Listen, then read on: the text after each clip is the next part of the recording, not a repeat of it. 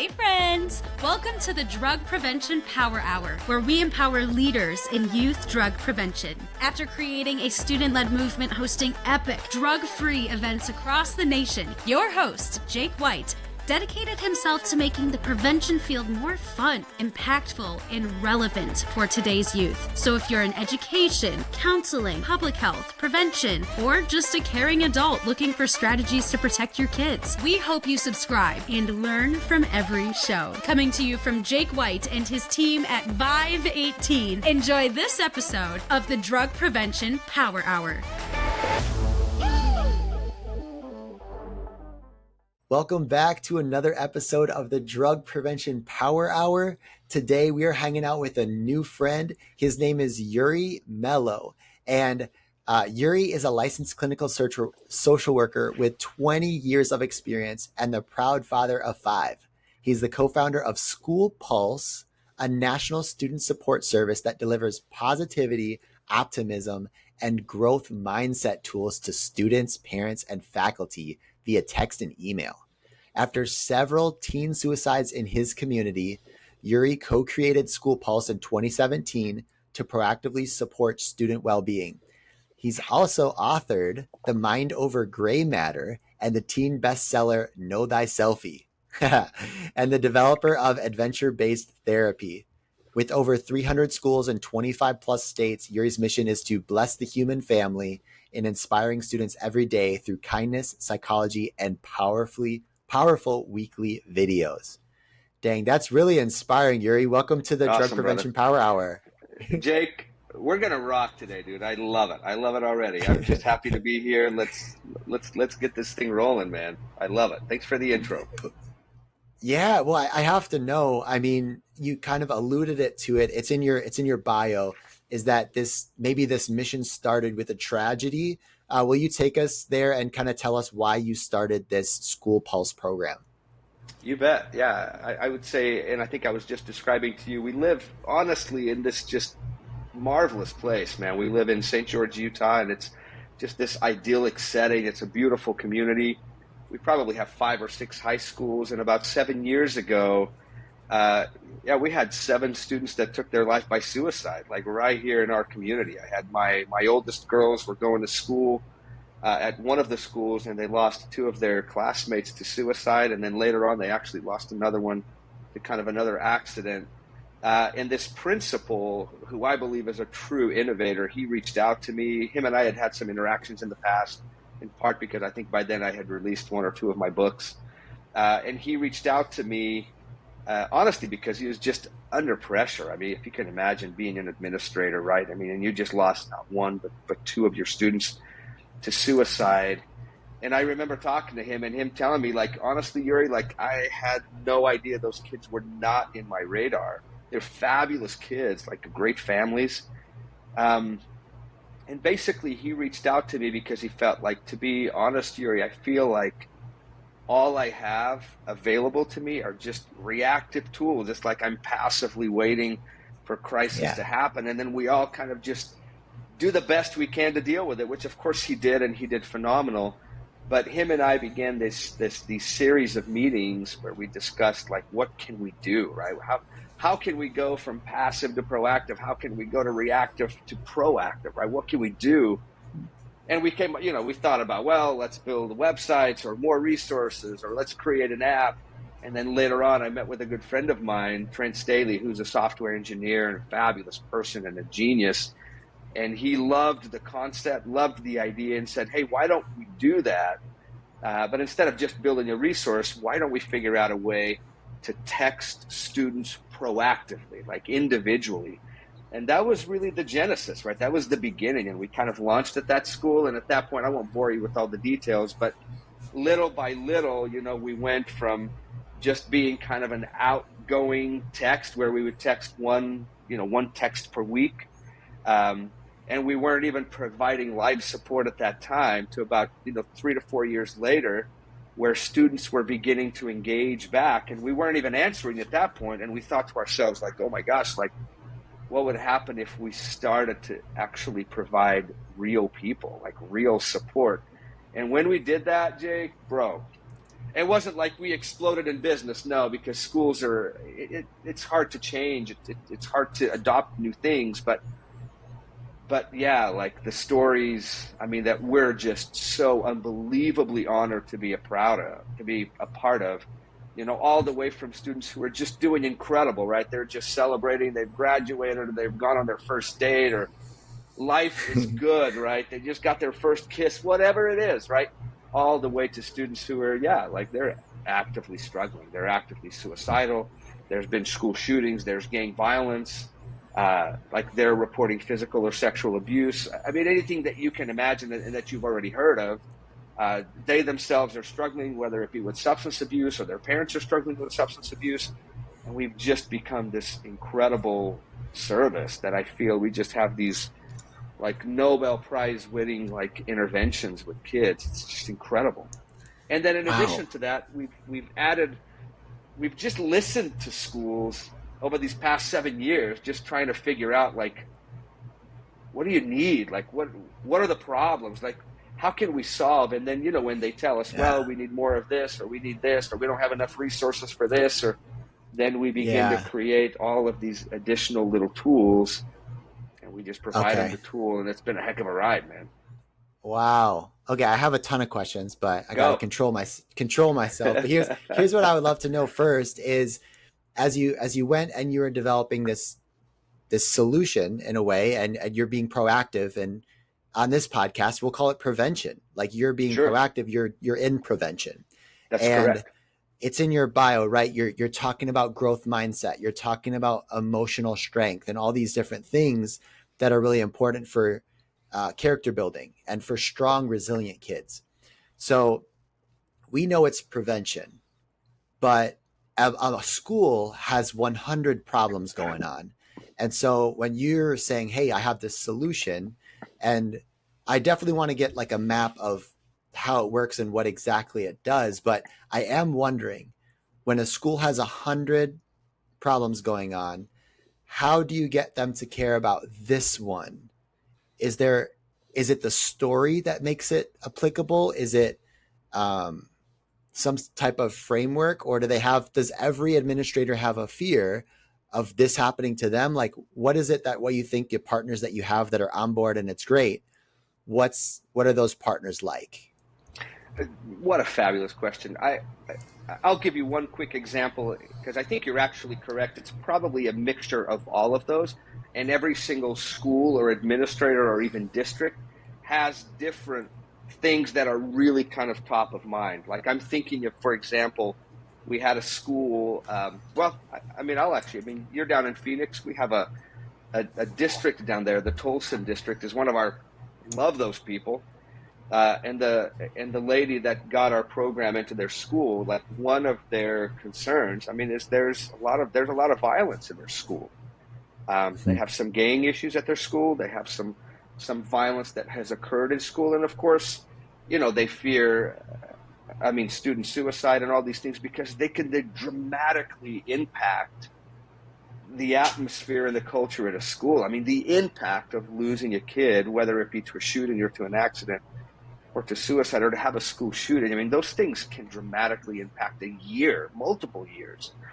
And so one of the things that I think administrators or districts or even states, we have a contract with the state of Idaho, is they're absolutely looking to bolster their suicide prevention efforts. So that's almost like a mandate. If you want to look at it, like, every school has this mandate. We have to provide some sort of suicide prevention education to our students, to our staff, to our parents, right? And then in addition to that, they have to provide some form of student wellness or social and emotional learning opportunity. It just depends on the state, or mental fitness, or mental excellence. And that's really what we provide. It just happens that our focus is more on what I would say is the protective factors, right? Our goal is really to provide enriching content that can protect or somewhat insulate or mitigate some of the challenges that students are facing. I find that a lot of schools, even though I think they're attempting to do prevention, it's more like intervention. I think that's really more what Yeah. they're doing. They're kind of stuck in the Yeah. at risk when it happens, and then we intervene. And our Mhm. goal is really to be the precursor, right? We're way back there. We're proactively engaging students who are at whatever level. They're doing well, they're doing great, Yeah. they're not doing great, and we proactively engage them. Then we address them when they're in intervention, and then we even do some postvention where we continue on our efforts and we just don't stop. And so it's really Yeah. difficult. I'll tell you another thing that a lot of schools are looking for as well, is they're looking for alternative ways to discipline their students. Like, so Hmm. we can't, most schools don't want to just discipline kids. I think that there's a really strong push to make sure that we're not just doing that and that we're providing corrective or alternative or more Yeah. positive ways to discipline kids, right? So we're not just saying like, don't do this behavior. Like, we're actually saying, don't do that. We actually want you to do this, and let me educate you on how to do that.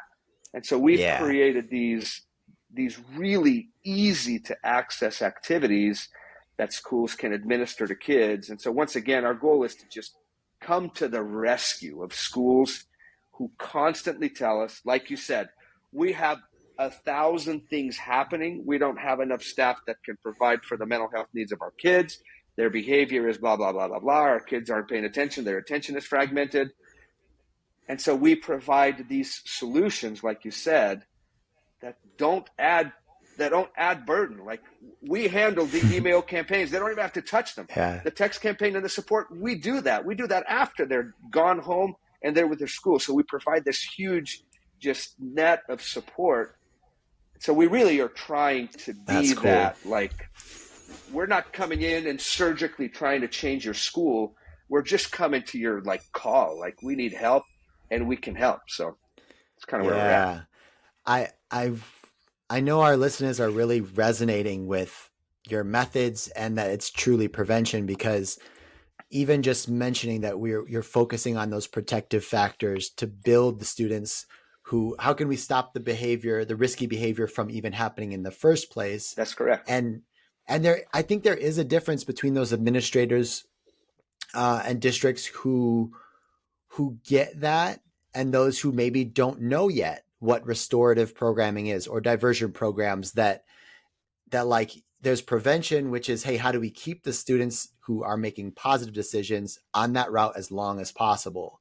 And if, hey, we know students are going through a lot of stuff, so if we need to course correct, what's a actual caring and helpful way to do that, instead of the slap on the wrist, you get out of school and now you're behind and you do more risky behaviors because you can't like cope with things that are going on, and you didn't get any new tools. So I'm super interested in hearing about the tools and the methods of School Pulse. So let's say a school district hops on board and they're like, "Hey, School Pulse, this sounds really cool." So you're going to send message campaigns to our kids, email campaigns. Maybe there's some activities and stuff. What does it actually look like as far as the user experience when a student is part of a School Pulse district? We'll call it that, right? Sure. What are they experiencing? What are the students getting? Yeah, so this is what it looks like when we contract with schools. For example, I mean, I'll just use the example because you're just right there in Phoenix, but in Tolson. So we have these, and you can actually kind of see it just right here. There's this little QR code just right over here. Mhm. We actually place these throughout the school, like these, and they're actually like posters with cool sayings and things like that, and a QR code. And our goal is to just invite students to participate, right?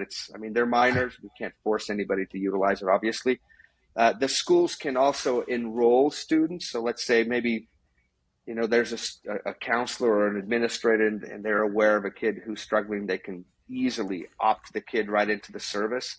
And just imagine that, right? Once a kid, grabs their phone, they scan that QR code, or they're, opted in either by a parent or even by the administration. From that day on, that student from us, right? They're going to be texted twice a week. Like, we'll literally just kind of tap them on the shoulder, right? We deliver our positive, like, student success videos every Tuesday. On Friday, we deliver other inspirational content. And we actually have a couple of questionnaires that we release on Friday, every other Friday. So we do a general wellness questionnaire, a competence questionnaire, an academic effort, and their perception of the culture at the school. And then we actually provide that data live, like it's live to the administration so that they can actually see, right, the pulse of the school, of the student body. That's kind of where we get our name.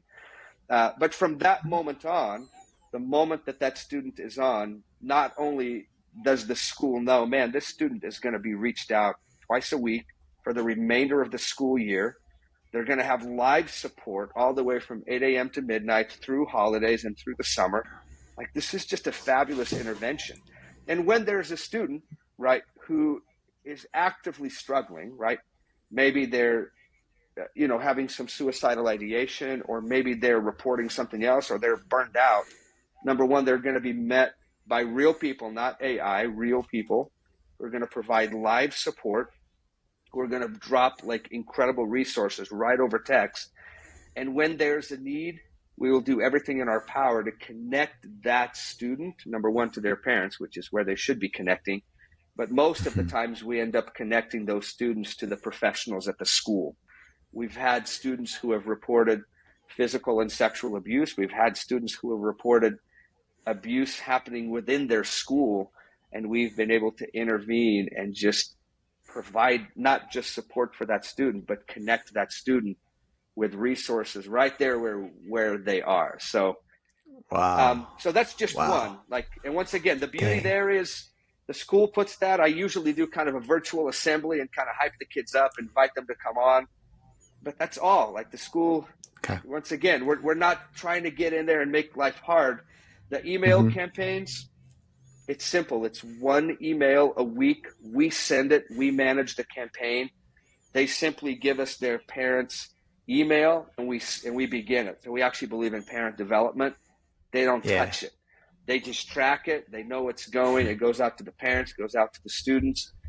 We do have some, like I said, the school-based resources. We've created those because schools have told us, like, hey, we want these, right? We want these restorative practice activities. Like, we want these student success activities. Like, we want to proactively, in a classroom, in homeroom, in advisory time, like, we want to share these, 7 to 10 minute non-cringy videos to our kids. Like, that's what we want to do.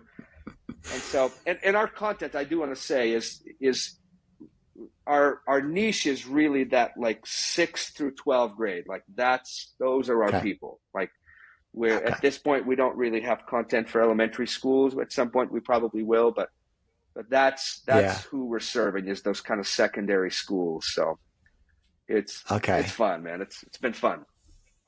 Wow, that's interesting. And do parents, I'm sure you have data, are parents engaging with the content? And I'll tell you, like, full vulnerability, when we do parent education with our partners, to get them to show up to anything in person is so difficult, that we started doing kind of like you. We developed these 5 videos that we could send out to parents, and our partners can use them how they want to, but we don't get data on whether it's being opened or anything like that. So I know normal email open rates is like a couple percent is great. So I'm wondering what you guys have seen as far as, are parents watching the videos? Are they opening the emails? Even if they do a couple times a semester, that would be great. But I'm wondering what you see. We do. So our video campaigns are really, really simple. And once again, I always want to be mindful. Like, I realize that I think that parents are already getting a lot of things over email. But our videos are really simple. We usually have, for example, usually the videos that we send kind of match the time of the year. So, for example, as the school year was coming to an end, we sent out a lot of videos on, how to deal with burnout, or, videos about I've fallen behind, I can't catch up, right? And of course, as the summer has started, we release videos about, 5 things, 5 tips to have an extraordinary summer, or other videos that we try to match to the time of the year. I actually don't know the exact open rate on the emails, but we do also invite parents to participate on the text-based platform. The reason why we do that, by the way, Okay. number one is transparency, right? We parents, Yeah. I think parents want to be involved. We respect that. I want to be involved. And so when I Yeah. say we're intervening and have intervened in saving lives or been a part of those interventions, it's not just with kids, man. We have parents who themselves are going through divorce. They're dealing with their own substance abuse. They're dealing with their own depression. They're going in and out of mental health hospitals, and we're providing that support to them. So we really want to provide schools and districts with a robust solution that we believe can protect them. Had a conversation with the superintendent in Washington who was actually going through a civil suit. They had I think a student who had taken their life by suicide, and then I don't know all the details, and they probably matter less, but there was a civil suit happening where I think the parents or the family was suing the district um, for whatever reason, right? And I think they ended up settling or whatever. But I remember when I first introduced our program to that superintendent, and that superintendent just telling me, man, Yuri, I got to tell you, man, I wish I had School Pulse in my pocket walking into that courtroom, just because we offer such a potent and comprehensive solution that goes to parents, it goes to students, it's utilized in the classroom. I mean, we just try to cover the basis for schools and really give them something Yeah. where they feel like, man, I am doing everything in my power to make sure that my kiddos are doing awesome. Like, I am providing every possible Yeah. tool for them to help them to excel. Yeah. Like, and that's what we try to do. And I think what's neat is that it sounds like it's very easy for people to implement. You're taking work off of their plate. And I know from meeting so many school counselors and administrators, when a student comes into your office with trouble, you often can give them a very small amount of time before you have to go on to the next student because they're so overwhelmed with the demand and the class sizes, and there's so many challenges today. So the fact is they would love to keep in touch and keep texting these students and all that stuff. And you're basically saying, hey, if a student comes into the office and they have an issue or they get caught with this or they have a challenge with this, tag us in. We're happy to help. We'll check on them. We'll send them good content. And if they're ever in trouble, they can reach out. And if we need to alert you, we're going to do that. We're going to plug you in. And that's such a valuable thing. And it is needed today so much. And yeah, I'm so excited to check more about School Pulse for as far as who is responding to these texts. So when a student is texting back and forth with you or mentioning, "Hey, I'm in trouble," is it somebody that has a certain licensure, or is it a company module, and do you have internal SOPs that teach people how to respond in those moments? Like, how do you make sure that the right stuff is happening? Oh, I love that. Yeah, that's definitely one of our most asked questions, right? I mean, number one, the most asked question we get when we're meeting with schools is what happens when a student is in crisis, right? When a student Mhm. texts you at 7 p.m. at night and says, like, I want to take my life, like, I'm going to kill myself, right? Like, what happens, right? What's the protocol, right? How do we become aware of that, right? And we don't text administrators after school. Like, I always tell schools, like, that's why you're hiring a service like this, so that you can go home Yeah. at 5 and you can know, right, that you've got a team of individuals that's going to be with that student throughout that day. Like, that's why you're hiring us. But who we have, our team is a mixture. We have other individuals like me that are licensed clinical social workers that are licensed, but the large majority of our team are trained paraprofessionals that are QPR certified. So it's kind of a national uh, certification. In addition Okay. to that, we actually have some partnerships with the University of Utah. We take their bachelor's level social workers and their master's level social workers. And I mean, we've been doing that now for almost 5 years. And it's just been awesome. We've just had such a great partnership with them. And we actually do Southern Utah University as well, with some of their psychology students. And so we have I think that's exactly how they should be. We have other people who are a little bit older like me. I'm like almost 50, but we have a pretty young and we train them. We have very specific protocol that we deal with. And of course, when there is a crisis, we do have really specific protocol that we abide by. But our conversations are transparent to the school. I'll have to show you maybe another time, but so that way schools can keep track. They can see what's happening. The students are anonymous. We don't know who the students are. Like, I mean, these are minors. We have specific laws, like we're not allowed to have their personal information unless they tell us, right, that they're actively suicidal or they're looking to harm somebody else. We've had actually some of those as well, and where we've been able to intervene. It's just been amazing. Like, it's kind of Wow. incredible. Okay. That's cool. I'll tell you one quick story. I want to say it was in December. I don't recall when it was, but in Wisconsin, there was that school shooting. I don't know if you recall that. But, yeah. But Jake, I kid you not, this is almost going to sound too fantastic, but the very same day, we had another student in Wisconsin whom we had chatted with before, and we had been texting proactively. And they communicated with us a concern that they themselves were having homicidal ideation as well. And we were able to intervene with that student and just honestly love them and care, like, and provide great tools and support. And we were able to connect that student to the principal, to the administration at the school, and they were able to get that student help. So I always say there's that one school in Wisconsin that everybody knows about because a tragedy occurred there. And then there's this other school that nobody knows about because prevention occurred there. And I don't want to be arrogant and say, like, hey, we stopped a school shooting, because it's very early to say that.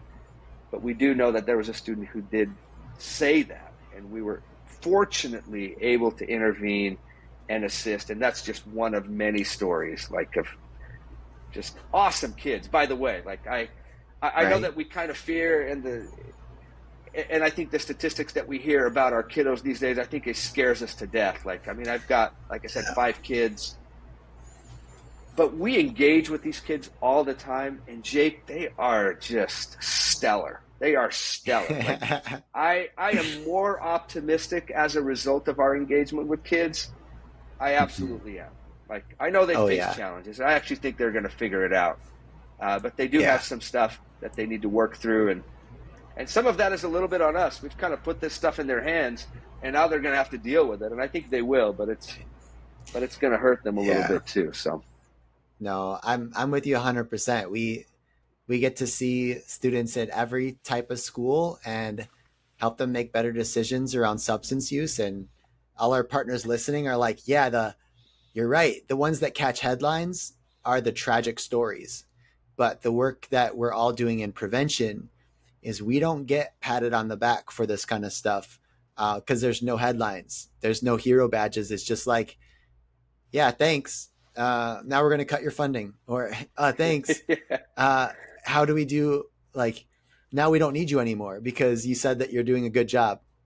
Like, prevention will be undervalued no matter, hopefully that changes, and I hope so the budgets too. will reflect it. And I think the smarter we get, the more prevention is going to be prioritized. There's that saying that what an ounce of prevention is worth a pound of cure.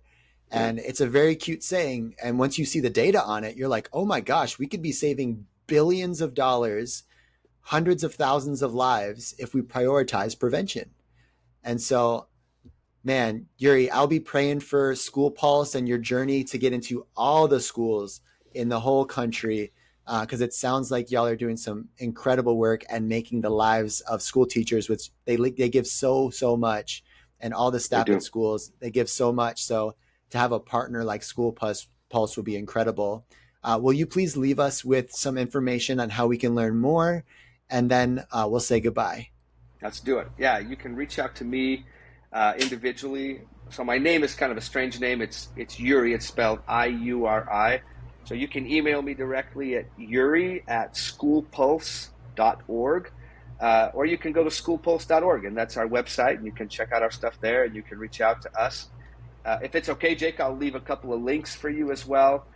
We've put together the most comprehensive mental health resource for teens in the world. I promise you, you'll be blown away.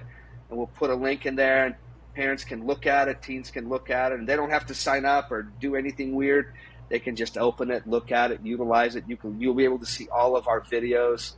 I think you'll be impressed. And hopefully that's a good link for your listeners, and hopefully that's something that they can utilize themselves. So that's awesome, Yuri. Thank you so much. And for bet. everybody listening, get on schoolpulse.org, find what's ever below this video. We'll put that link in all the notes so you can download that resource, because I mean, mental health, we could all use a little bit more resources on it. We know that it's important, but yeah, let's get some tools, some videos that Yuri's putting out there, and see how we can put it to work and save more lives.